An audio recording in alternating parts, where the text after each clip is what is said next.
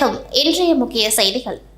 புதுச்சேரி பாரதிய ஜனதா கட்சியின் மாநில தலைவர் வி.பி. ராமலிங்கம் வழிகாட்டுதலோடு மாநில இளைஞரணி தலைவர் வருண் பரிந்துரையின் பெயரிலும் நகர மாவட்ட தலைவர் சக்தி கிருஷ்ணராஜ் ஒப்புதலோடு இன்றிலிருந்து விஷ்ணுவர்தன் அவர்களை நகர மாவட்ட இளைஞரணி தலைவராக நியமனம் செய்யப்பட்டார். மேலும் இந்த அறிவிப்பினை மாநில தலைவர் வி.பி. ராமலிங்கம் என்று வெளியிட்டு அதற்கான சான்றிதழை அவரிடம் வழங்கி பொன்னாடை போற்றி வாழ்த்து தெரிவித்தார். அப்பொழுது மாநில இளைஞரணி துணைத் தலைவர் மகேந்திரன், தமிழரசன், ரவீந்திரன், மேலும் இளைஞரணி உழவர்கரை மாவட்ட தலைவர் பாலாஜி, வில்லியனூர் மாவட்ட தலைவர் சபரி, அரியங்குப்பம் மாவட்ட தலைவர் இன்பா, மேலும் இளைஞரணி மாவட்ட மற்றும் தொகுதி நிர்வாகிகள், தாமரை சொந்தங்கள் உடன் இருந்தனர். ஒதியம்பட்டு கிராமத்தில் ரூபாய் 43 லட்சம் செலவில் சாலை அமைக்கும் பணி எதிர்க்கட்சித் தலைவர் சிவா அவர்கள் துவக்கி வைத்தார். புதுவை மாநிலம் வில்லியனூர் சட்டமன்ற தொகுதி ஒதியம்பட்டு கிராமத்திற்குட்பட்ட மகாசக்தி நகரில் ரூபாய் 19,41,979 செலவில் புதிய சாலை வசதி மற்றும் சௌபாக்கிய தாயினி நகரில் ரூபாய் 23,72,660 செலவில் பக்க வாய்க்காலுடன் கூடிய சாலை வசதி என மொத்தம் ரூபாய் 43,14,639 மதிப்பீட்டில் சட்டமன்ற உறுப்பினர் மேம்பாட்டு நிதியில் ஒதுக்கீடு செய்யப்பட்டு வில்லியனூர் கொம்யூன் பஞ்சாயத்து மூலம் மேற்கொள்ளப்படும் பணிக்கான பூமி பூஜை நிகழ்ச்சி நடைபெற்றது.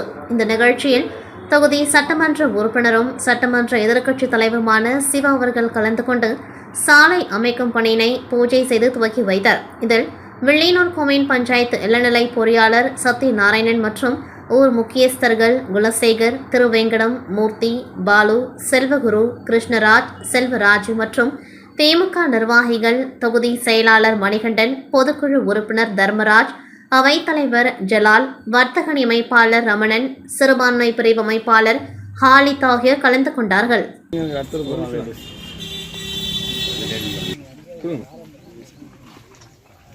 புதுச்சேரியில் தூய்மை பணியாளர்களுக்கு 3 மாத சம்பளம் வழங்காததை கண்டித்து பிஜேபி எம்எல்ஏ தூய்மை பணியாளர்களுடன் தலைமை செயலர் வீட்டை முற்றுகையிட்டு போலீசாருடன் கடுமையான வாக்குவாதத்தில் ஈடுபட்டதால் பரபரப்பு ஏற்பட்டது. புதுச்சேரியில் நகர மற்றும் கிராமப்புறங்களில் தனியார் நிறுவனம் மூலம் தூய்மை பணி மேற்கொள்ளப்பட்டு வருகிறது.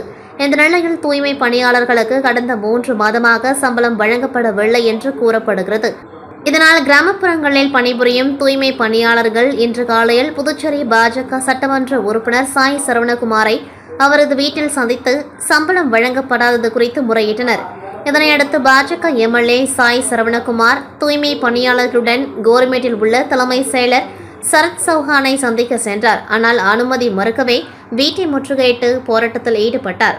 மேலும் சம்பவ இடத்திற்கு வந்த போலீசார் தலைமை செயலரை சந்திக்க விடாமல் தூய்மை பணியாளர்களை கலைந்து செல்ல கூறவே போலீசாருக்கும் சட்டமன்ற உறுப்பினருக்கும் கடுமையான வாக்குவாதம் ஏற்பட்டது.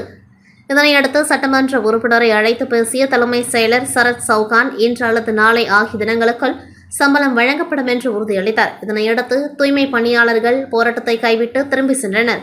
3 மாத சம்பளம் வழங்காததை கண்டித்து பாஜக சட்டமன்ற உறுப்பினர் தூய்மை பணியாளர்களுடன் புதுச்சேரி அரசின் தலைமை செயலர் வீட்டை முற்றுகையிட்ட சம்பவம் புதுச்சேரியில் பரபரப்பை ஏற்படுத்தியுள்ளது.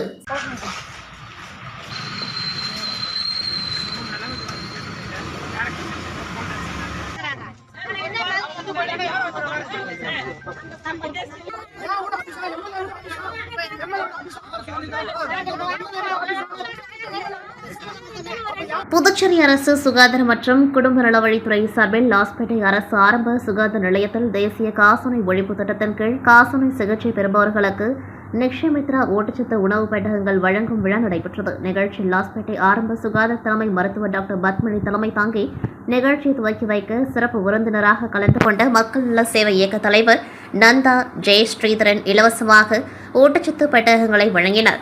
இதில் காசநோய் கட்டுப்பாட்டு அதிகாரி டாக்டர் வெங்கடேஷ் சிறப்பு விருந்தினராக நந்தா ஜெயஸ்ரீதரனை கௌரவித்தார். சுகாதார பெண் மேற்பார்வையாளர் ராதா முத்து காசநோய் பற்றி விழிப்புணர்வு, பரவும் விதம் மற்றும் சிகிச்சை முறை பற்றி விளக்கம் அளித்தார். விழா முடிவில் ஏஎன்எம் மீரா நன்றி கூற செவிலியர்கள், மருத்துவமனை ஊழியர்கள் என திரளாக கலந்து கொண்டார்கள்.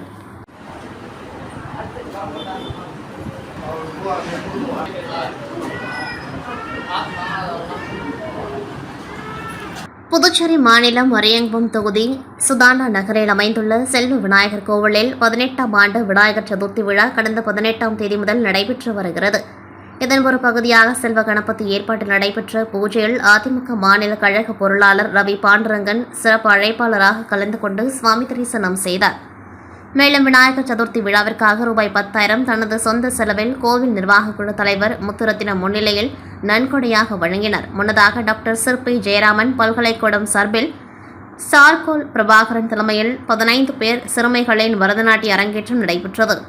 சிறுமிகள் சிறப்பாக பரதம் ஆடினர். பின்னர் பரதநாட்டியம் ஆடிய சிறுமிகளுக்கு அதிமுக பொருளாளர் ரவி பாண்டுரங்கன் அவர்கள் நினைவு பரிசாக கை கடிகாரம் வழங்கி வாழ்த்தினார். நிகழ்ச்சியில் தொகுதி செயலாளர் ராஜா, அவைத்தலைவர் ராஜேந்திரன், வார்டு செயலாளர் பாலு, காத்தவராய் மற்றும் பலர் கலந்து கொண்டார்கள். முன்னதாக வேளாங்கண்ணி மாதா கோவில் பாத யாத்திரை செல்லும் பக்தர்களுக்கு அரியங்குப்பம் அதிமுக அலுவலகம் முன்பு அதிமுக மாநில கழக பொருளாளர் ரவி பாண்டுரங்கன் ஏற்பாட்டில் 1000 பேருக்கு பாதாம் பால் வழங்கப்பட்டது. இந்நிகழ்ச்சியில் அதிமுக கழக நிர்வாகிகள் பலரும் கலந்து கொண்டார்கள்.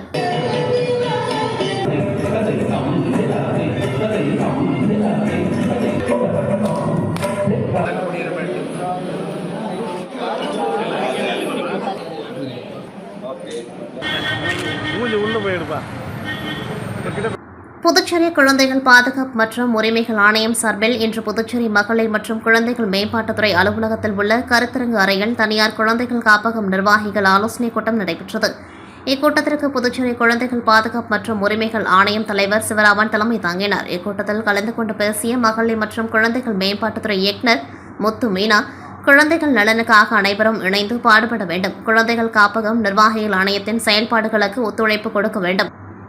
குழந்தைகள் காப்பகத்தில் உள்ள பிரச்சினைகள் மற்றும் கோரிக்கைகள் தெரிவிக்கவும் தங்களுடைய அனைத்து பிரச்சினைகளும் தீர்த்து வைக்கப்படும் என கூறினார். இதனைத் தொடர்ந்து குழந்தைகள் காப்பகம் நிர்வாகிகள் தங்களுடைய கோரிக்கைகள் குறித்து பேசினார்கள்.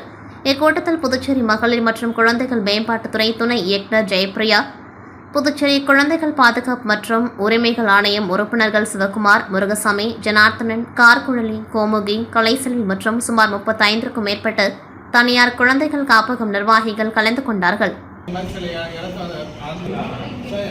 ஒரு ஸ்கூல் எஜுகேஷன் கொடுக்கலாம், அந்த பசங்களுக்கு கொடுத்து வரும்போது ஒரு சைல்டு அது ஒரு 5 days நாங்கள் வச்சோம். புதுச்சேரி ஸ்ரீ வர்மா ஆயுர்வேத மருத்துவமனையின் வேத மருத்துவ விழிப்புணர்வு மற்றும் பெண்களுக்கான மருத்துவ பயிற்சி புதுச்சேரி பாரதிதாசன் அரசு மகளிர் கல்லூரியில் நடைபெற்றது. இதில் ஸ்ரீவர்மா மருத்துவமனையின் மருத்துவ இயக்குநர் டாக்டர் ஜெயரூபா அவர்கள் கலந்து கொண்டு மாணவிகளின் சந்தேகங்களுக்கு பதிலளித்து அவருடைய வாழ்க்கை முறையை பற்றி, எப்படி சிறப்பாக ஆயுர்வேத முறைப்படி கடைபிடிக்க வேண்டும், அதனால் ஏற்படும் நன்மைகள், உடல் நலத்திற்கான முழு நம்பிக்கை போன்றவற்றை எடுத்துரைத்து மருத்துவ முறைகளையும் பயிற்று வைத்தார். ஆயுர்வேதம் ஒரு சிறந்த மருத்துவ முறை என்பதும் அதனை கடைபிடிக்கும் வழிமுறைகளும் எளிது, உடல்நல பிரச்சினைகளுக்கு நிரந்தர தீர்வு காணப்படும் என்பதையும் கூறினார். இந்நிகழ்ச்சியின் முக்கிய விருந்தினராக கல்லூரியின் முதல்வர் வீரமகன் கலந்து கொண்டு சிறப்புரையாற்றி நிகழ்ச்சியை துவக்கி வைத்தார். மேலும் மருத்துவமனையின் doctor Priyadarshini, doctor Veda, yoga doctor Madhu மற்றும் மருத்துவமனையின் ஒருங்கிணைப்பாளர் டாக்டர் ஆஷிகா, கல்லூரியின் ஒருங்கிணைப்பாளர் பேராசிரியர் பிந்து அவர்களும் உதவி பேராசிரியர் கௌரி அவர்களும் இதில் கலந்து கொண்டார்கள்.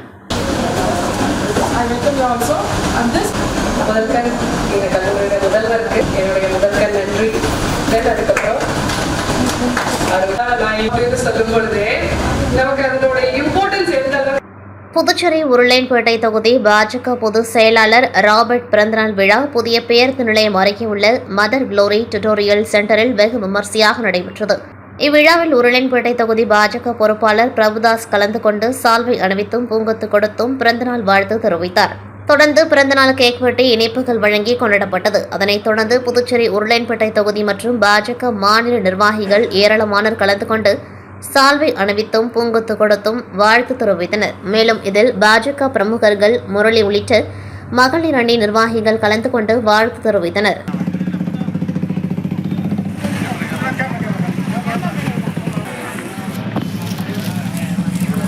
புதுச்சேரி பெரியார் நகர் பகுதியை சேர்ந்தவர் லோர்த். ஆட்டோ ஓட்டுநரான இவர் மீது அடித்தடி, கஞ்சா விற்பனை உள்ளிட்ட பல வழக்குகள் உள்ளது. இந்த நிலையில் இவர் நேற்று காலை பேருந்து நிலையம் பின்புறம் உள்ள முத்தமிழ் நகரில் பழுது பார்க்க வைத்திருந்த தனது ஆட்டோவை எடுக்க சென்றுள்ளார். அப்பொழுது அவரை பின்தொடர்ந்து வந்த 3 மர்ம நபர்கள் அவரை சுற்றி வளைத்த அரிவாளால் சரமாரியாக வெட்டிவிட்டு தப்பு சென்றனர். இதில் இரத்த வெள்ளத்தில் சரிந்த லோர்துவை அங்கிருந்தவர்கள் மீட்டு அரசு பொது மருத்துவமனையில் சிகிச்சைக்காக அனுமதித்த நிலையில் அவருக்கு 8க்கும் மேற்பட்ட இடங்களில் கத்தி குத்து காயங்கள் உள்ளதால் அவரை தீவிர சிகிச்சை பிரிவில் அனுமதித்து மருத்துவர்கள் சிகிச்சை அளித்து வந்த நிலையில் மேல் சிகிச்சைக்காக சென்னை டான்ஸ்லி மருத்துவமனைக்கு கொண்டு செல்லப்பட்டு அங்கு அவருக்கு தீவிர சிகிச்சை அளிக்கப்பட்டு வருகின்றது. இச்சம்பவம் குறித்து உருளையன்பேட்டை போலீசார் வழக்கு பதிவு செய்து விசாரணை மேற்கொண்டதில் கடந்த ஆண்டு பெரியார் நகரை சேர்ந்த ருத்ரேஷ் என்ற வாலிபரை கோவில் திருவிழாவின் பொழுது அவரது மனைவி மற்றும் தாய் கண்முன்னே ஒரு கும்பல் வெட்டி கொலை செய்தது. அந்த வழக்கில் கௌதம், அவரது சகோதரர்கள் உள்ளிட்ட 8 பேர் கைது செய்யப்பட்டு சிறையில் அடைக்கப்பட்டிருந்த நிலையில் அவர்கள் தற்பொழுது பிணையில் வந்துள்ளனர்.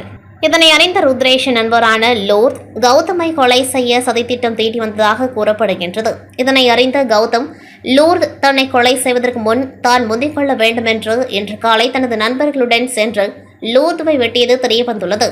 மேலும் தலைமறைவாக உள்ள கௌதம் மற்றும் அவரது கூட்டாளிகளை போலீசார் தேடி வருகின்றனர். இந்நிலையில் இச்சம்பவம் குறித்த பதப்பதைக்கும் சிசிடிவி காட்சிகள் தற்பொழுது வெளியாகியுள்ளது. அதில் ஆட்டோ ஓட்டுநர் லூர்துவை கௌதம் மற்றும் அவரது நண்பர் துரத்தி சென்று அரிவாளால் சரமாரியாக வெட்டிவிட்டு கத்தியுடன் தப்பி ஓடுவது பதிவாகியுள்ளது. இந்த சிசிடிவி காட்சிகள் தற்பொழுது சமூக வலைதளங்களில் வைரலாக பரவி வருகிறது.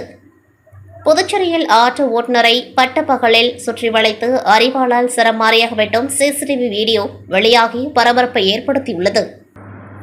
புதுச்சேரி வில்லியனூர் மெயின் ரோடு அனந்தம்பாள் சத்திரம் பகுதியில் வீர ஆஞ்சநேயர் கோவில் அமைந்துள்ளது. இக்கோவிலில் நேற்று முன்தினம் இரவு பூஜைகள் நிறைவடைந்து வழக்கம் போல் நடை சாத்தப்பட்டது. பின்பு நேற்று காலை கோவிலை திறந்தபொழுது உண்டியல் திருடப்பட்டிருப்பதைக் கண்டு ஆலய நிர்வாகிகள் அதிர்ச்சி அடைந்தனர்.